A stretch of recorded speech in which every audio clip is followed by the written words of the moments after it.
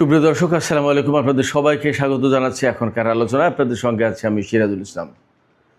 দর্শক, হরমুজ প্রণালী খুলবে নাকি আরও ভয়ঙ্কর যুদ্ধ আসছে? মার্কিন প্রেসিডেন্ট ডোনাল্ড ট্রাম্প বলছেন আমেরিকা এবং ইরান চুক্তির খুব কাছাকাছি, কিন্তু ইরান বলছে হরমুজ এখনও আমাদের নিয়ন্ত্রণে। 30 থেকে 60 দিনের এক গোপন সমঝোতা, বিদেশে আটকে থাকা ইরানের বিলিয়ন বিলিয়ন ডলার ছাড়ের আলোচনা, আর এই পুরো খেলায় মধ্যস্থতা করছে পাকিস্তান, যার একেবারে ফ্রন্ট লাইনে রয়েছেন দেশটির সেনাপ্রধান ফিল্ড মার্শাল আসিম মুনির। তাহলে কি সত্যিই যুদ্ধ থামছে, নাকি এটা শুধুই সময় নেওয়ার কৌশল? কারণ ইরান বলেছে আবার যুদ্ধ শুরু হলে আমেরিকাকে প্রথম দিনের যুদ্ধের চেয়ে ভয়ঙ্কর পরিস্থিতির মুখে পড়তে হবে। তাহলে আসলে কি হতে যাচ্ছে? এর সাথে থাকবে হোয়াইট হাউসের সামনে আবার গোলাগুলি, একজন নিহত। তাহলে কি ডোনাল্ড ট্রাম্প সত্যিকার অর্থেই বিপদের মুখে আছে? তাকে কি হত্যার চেষ্টা চালানো হচ্ছে?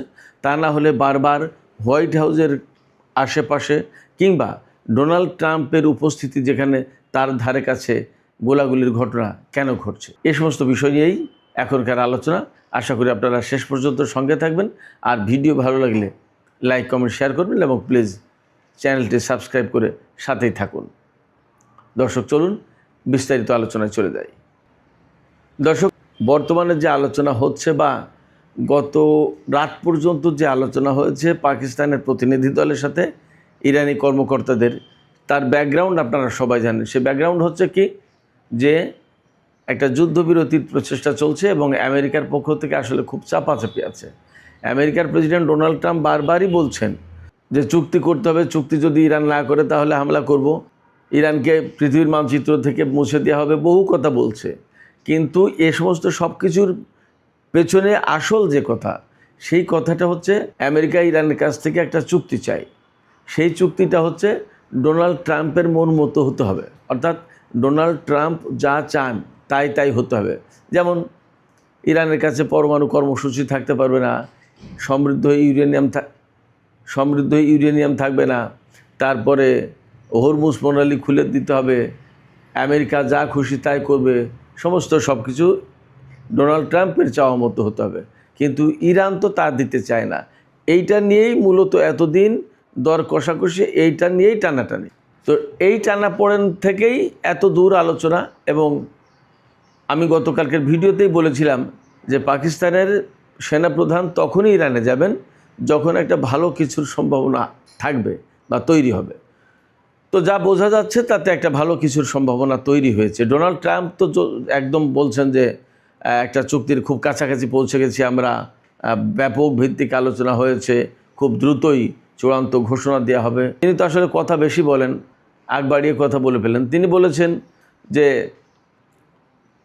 ইরানের কাছে ইউরেনিয়াম থাকবে না এবং হরমুজ প্রণালী একদম পুরোপুরি খুলে দেওয়া হবে। বাট এই দুই জায়গাতেই ইরানের আপত্তি আছে। ইরান বলছে যে এখনই পরমাণু আলোচনার কোনো বিষয় নেই, অর্থাৎ এখন প্রথমত যুদ্ধ বন্ধ হবে। যুদ্ধ বন্ধ হবে কোথায়? ইরান থেকে লেবানন পর্যন্ত সব জায়গায়, অর্থাৎ ইসরায়েল লেবাননে যুদ্ধ করতে পারবে না। এটা মানতে হবে আমেরিকাকে, তাহলে এই চুক্তি হবে, সমঝোতা হবে। এবং প্রথমত যুদ্ধ বন্ধ হবে মধ্যপ্রাচ্যে। যুদ্ধ বন্ধ হওয়ার পরে 30 দিন বা 60 দিন যে চুক্তি হয়, যে সমঝোতা হয়, যে আমরা যুদ্ধবিরতি করলাম 60 দিনের জন্য বা 30 দিনের জন্য, এই সমঝোতা এর ভিতরে আলোচনা হবে নতুন করে। যে 30 দিন বা 60 দিন পাওয়া যাবে, এর ভেতরে তখন আলোচনা হবে পরমাণু কর্মসূচি আদার বিষয় নিয়ে। তো প্রথম দিকে যেটা হবে, হরমুজ প্রণালী ইরান খুলে দেবে, কিন্তু ইরান বলেছে, ইরান দাবি করছে যে এই হরমুজ প্রণালীর নিয়ন্ত্রণ ইরান এবং ওমানের হাতে থাকবে, অর্থাৎ এর ম্যানেজমেন্ট ইরান এবং ওমানের হাতে থাকবে। হরমুজ প্রণালীর কে? আমেরিকা, যে তার কাছে থাকতে হবে, ইরান বলছে এটা। সেক্ষেত্রে হরমুজ প্রণালীর কন্ট্রোল এবং ম্যানেজমেন্ট যেটা হবে, সেটা ইরান এবং ওমান এরা মিলে করবে। তবে এখানে টোল সিস্টেম থাকবে কি থাকবে না, এটা এখনও পরিষ্কার না। কারণ ইরান যা চাইবে তাই সব কিছু যে সেরকম হবে এমনটাও না, আবার আমেরিকা যা চাইবে তার ভিত্তিতে চুক্তি হবে ব্যাপারটা তাও না। তা যদি হতো তাহলে অনেক আগেই যুদ্ধও হতো না, একটা মিলমিশ, একটা আপোসভা হয়ে যেত। তা কিন্তু হচ্ছে না, বরং যা হচ্ছে সেটা হচ্ছে হরমুজ প্রণালীর কন্ট্রোল ইরানের হাতেই থাকবে। হয়তো টোল নেবে না, সেটা হতে পারে, আমি জানি না এখন কি বিস্তারিত সব কিছু বলা হয়নি। তো দেখা যাক কী হয়। এখন আল আরাবিয়া, সৌদি আরবের গণমাধ্যম আল আরাবিয়া গতকালকে জানিয়েছিল যে ইরান 10 বছরের জন্য ইউরেনিয়াম সমৃদ্ধ করবে না বলে সম্মত হয়েছে। আসলে ইরানের পক্ষ থেকে এ ব্যাপারে বলা যায় এটা একটা ডাহা মিথ্যা খবর, কারণ পরমাণু বিষয় নিয়ে এখনই আলোচনা হবে না। এই আলোচনা হবে সেকেন্ড ফেজে। ফার্স্ট ফেজে যুদ্ধ বন্ধের আলোচনা এবং ইরানের উপর থেকে নিষেধাজ্ঞা প্রত্যাহার, তারপরে ইরানের যে সমস্ত সম্পদ আটক রয়েছে আমেরিকার হাতে বা বিভিন্ন দেশে সেই সমস্ত ছেড়ে দেয়া। কোনো সূত্র বলছে যে বিলিয়ন বিলিয়ন ডলার, আর কোনো সূত্র একদম ক্যাটাগরিক্যালি বলছে যে 25 বিলিয়ন ডলার ছেড়ে দেবে। এইগুলো ফার্স্ট ফেজের চুক্তিতে থাকবে। আর সেকেন্ড ফেজে গিয়ে পরমাণু আলোচনা হবে, আমি আবারও সে কথা বলছি। এখন ডোনাল্ড ট্রাম্প যে কথা বলছেন যে ইরান স্ট্রেইট অফ হরমুজ অর্থাৎ হরমুজ প্রণালী খুলে দিতে রাজি হয়েছে। ইরান তো বলছে যে খুলে দেয়া হবে, খুলে দিতে তারা রাজি, কিন্তু আমেরিকা যেভাবে বলছে ওইভাবে না। অর্থাৎ আমেরিকার কন্ট্রোল থাকবে, আমেরিকা ম্যানেজমেন্টে থাকবে, আমেরিকার দেখভাল থাকবে, তা না। যা কিছু করার ইরান এবং ওমান করবে, আমেরিকার এখানে কোনো কন্ট্রোল থাকবে না। তো আলোচনা যা হয়েছে তাতে ইরান থেকে দেশে ফেরার সময় আসিম মুনির বলেছিলেন যে একটা উৎসাহব্যঞ্জক আলোচনা হয়েছে ইরানি কর্মকর্তাদের সাথে। তিনি কিন্তু খুব বেশি কথা বলেননি। তার মানে আমার বিশ্বাস যে তিনি চেয়েছেন যে আগে চুক্তিটা হোক, একটা সমঝোতায় পৌঁছাক, একটা সমাধান হোক, তারপরে অনেক কথাই বলা যাবে। হয়তো তিনি বেশি কথা বলতে চাননি। আর সেনাপ্রধান তো, সেনাপ্রধান সাধারণত একটু কথা কম বলেন, মেপে জুপে বলেন কথা, অনেক বেশি কথা বলে না, তাদের হিসাব কিতাব একটু ভিন্ন। যাই হোক, এখন যে সমস্ত প্রশ্ন সামনে এসে দাঁড়াচ্ছে সেটা হচ্ছে যে সত্যি হরমুজ খুলে দেওয়া হবে কিনা। কারণ Hormuz very important. Hormuz important এই কারণে যে দেখেন, যুদ্ধ ইরান আমেরিকার বিরুদ্ধে করেছে, সেটা তো একটা যুদ্ধ করেছে, কিন্তু হরমুজ প্রণালী যখন আটকে দিয়েছে তখন কিন্তু একেবারে ভীষণভাবে আটকা পড়ে গেছে আমেরিকা। এই যে আটকা পড়ে গেল, আর কোনো উপায় নেই। হরমুজ প্রণালী খুলবে কি খুলবে না, এইটার উপরেই সমস্ত সব কিছু এখন ডিপেন্ড করছে। অর্থাৎ ইরান যদি হরমুজ প্রণালী খুলে দেয় তাহলে বিশ্বের তেল প্রবাহ আবার স্বাভাবিক হতে শুরু করবে, তারপরে অর্থনীতি স্বাভাবিক হতে শুরু করবে, মুদ্রা বাজার, মুদ্রাস্ফীতি, পণ্য মূল্য, স্টক এক্সচেঞ্জ, শেয়ার বাজার, সমস্ত সব জায়গায় যে অস্থিতিশীলতা ছিল এটা ঠিকঠাক হবে। এরপরে পারস্য উপসাগরে বা ওমান উপসাগরে, আরব সাগরে যে সমস্ত জাহাজ আটকা পড়ে রয়েছে তাদের, সেখানকার নাবিকদের যে জীবনের একটা ঝুঁকি তৈরি হয়েছে, নিরাপত্তাহীনতা, খাদ্য খাবার, অসুস্থতা, চিকিৎসা, নানান রকমের জটিলতা, এ সমস্ত সব কিছুর অবসান হয়। তার মানে হরমুজ প্রণালী আসলে খুলছে কিনা, হরমুজ প্রণালী নিয়ে ইরানের সাথে অ্যাকচুয়ালি একটা সমঝোতা হচ্ছে কিনা, সেটা খুব ইম্পর্ট্যান্ট। কিন্তু এখানে যে প্রসঙ্গটা সবচেয়ে বড় হয়ে দাঁড়াচ্ছে সেটা হচ্ছে ইরান বলছে যে তাদের নিয়ন্ত্রণে থাকবে, আর আমেরিকা বলছে যে পুরোপুরি খুলে দেওয়া হবে। এখানে সেই গ্যাপই কি থেকে গেল? আসলে কি হচ্ছে? নাকি ডোনাল্ড ট্রাম্প আপাতত মুখ রক্ষার জন্য তিনি কথা বলছেন, কিন্তু চুক্তিতে ভিতর ওই কথাই থাকবে যে এই হরমুজ প্রণালীর কন্ট্রোল থাকবে ইরান এবং ওমানের হাতে। এই যে সমঝোতার যে খবর ছড়িয়ে পড়েছে ইরান এবং আমেরিকার ভিতরে, এতে কিন্তু ডোনাল্ড ট্রাম্প ব্যাপকভাবে সমালোচনার মুখে পড়েছেন এবং সারা বিশ্বের সব গণমাধ্যমেই বলা হচ্ছে এটাই আমেরিকার একদম নিশ্চিত পরাজয়। অর্থাৎ আমেরিকা পরাজয় মেনে নিয়ে এই চুক্তি করছে। তার মানে হচ্ছে যে আমেরিকা এই চুক্তি করা ছাড়া তার সামনে কোনো উপায় নেই, আর কোনো পথ দেখছে না।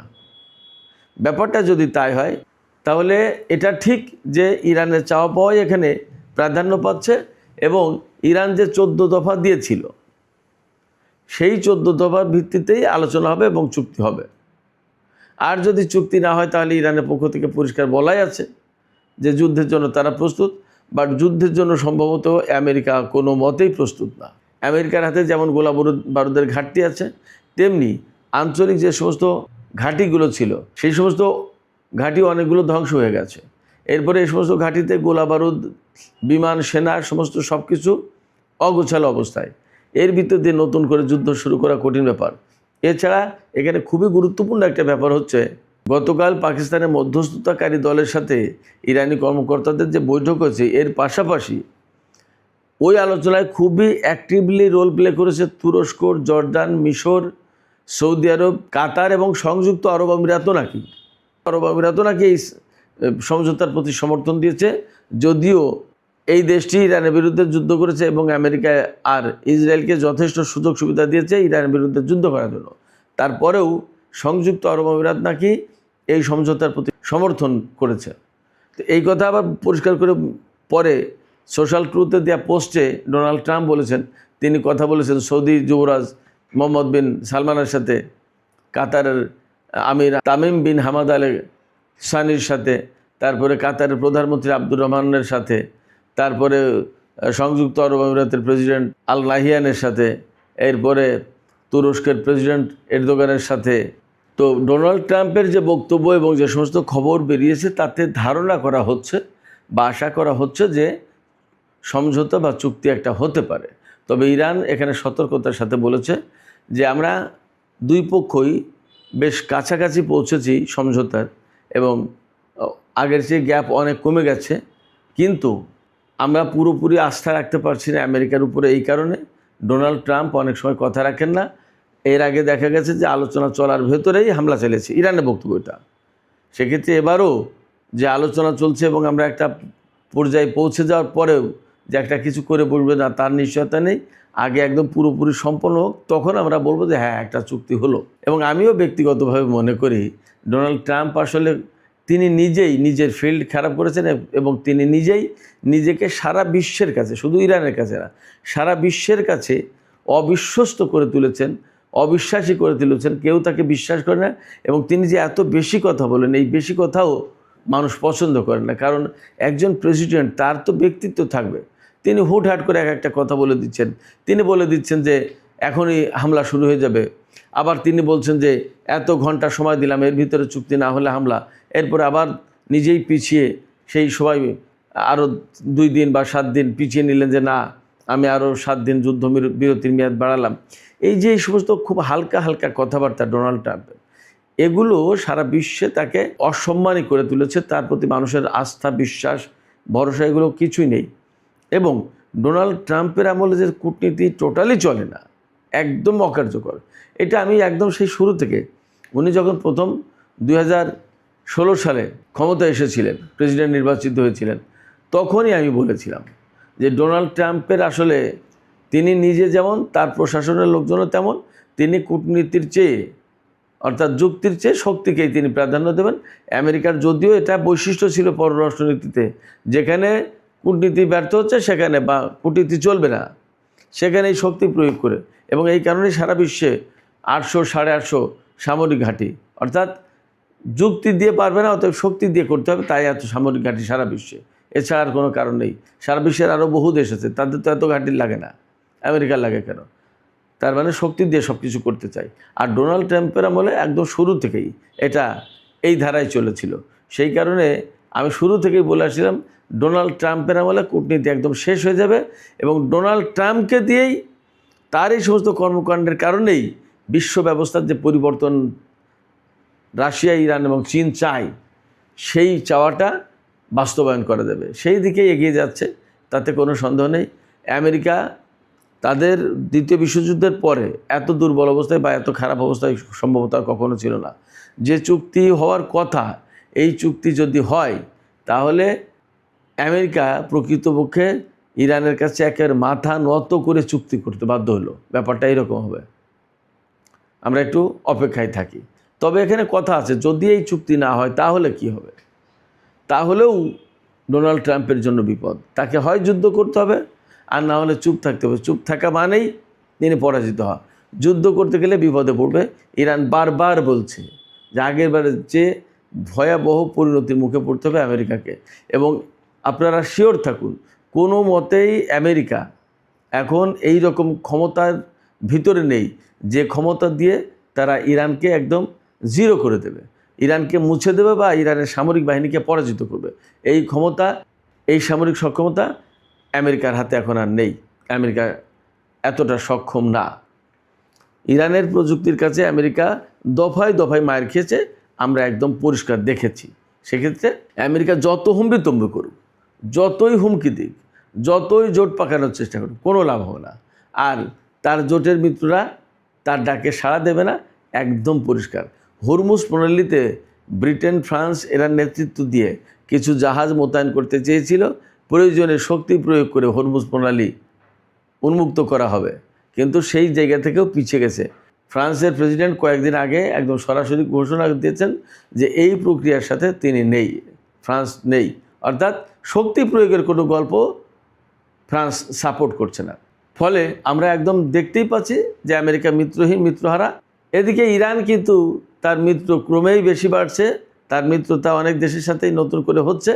আর চীন, রাশিয়া ইরানকে তো সাপোর্ট দিচ্ছেই। আমি বারবার বলেছি যে চীন এবং রাশিয়া এখানে সাপোর্ট না দিলে তারা মারাত্মকভাবে ক্ষতিগ্রস্ত হবে।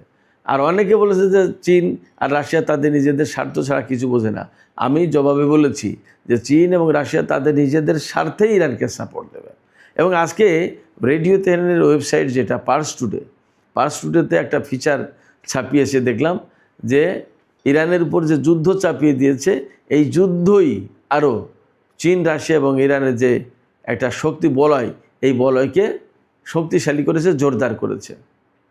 এবং সেখানে এই আমি যা যা বলে থাকি সেই কথাগুলোই পরিষ্কার করে এসেছে। ফলে আমেরিকা কোনো মতেই এখন যদি চুক্তি না করে তাহলে যুদ্ধেও যেতে পারবে না এবং চুপও থাকতে পারবে না। অর্থাৎ যেখানেই যাবে সেই দিকেই ডোনাল্ড ট্রাম্প এখন বিপদের মুখে। সুপ্রিয় দর্শক, দেখা যাক আসলে পরিস্থিতি কোথায় গিয়ে শেষ হয়। আমরা একটু অপেক্ষা করি। সম্ভবত 2-1 দিনের ভেতরেই মনে একটা পরিষ্কার বক্তব্য পাওয়া যাবে যে আসলে আমেরিকা এবং ইরান কোন কোন সমঝোতার ভিত্তিতে চুক্তি দিয়ে যাচ্ছে এবং কিভাবে সেই চুক্তি বাস্তবায়িত হবে। দর্শক, আলোচনা শেষ করব। আলোচনা শেষের আগে আপনাদের কাছে জানতে চাই, যদি আসলে এই যে এত ঢাকঢোল পেটানো হচ্ছে, বিশেষ করে ডোনাল্ড ট্রাম্পের পক্ষ থেকে যে চুক্তি একটা হচ্ছে, আসলে কি আপনাদের মনে হয় যে চুক্তি কি হতে যাচ্ছে? আর যদি চুক্তি না হয় তাহলে ট্রাম্পের সামনে করণীয় কী থাকবে এবং ইসরায়েল কি এই রকমের চুক্তি মানবে? আপনাদের মতামত জানিয়ে কমেন্টে লিখতে পারেন। আর ভিডিও ভালো লাগলে আবারও বলি, এবং এটা অনুরোধ যে লাইক, কমেন্ট, শেয়ার করবেন, তাতে বহু মানুষের কাছে ছড়িয়ে যাবে। আর চ্যানেলটি সাবস্ক্রাইব করে সাথেই থাকবেন। দর্শক, আপনাদের সবাইকে অনেক অনেক ধন্যবাদ। আল্লাহ হাফেজ।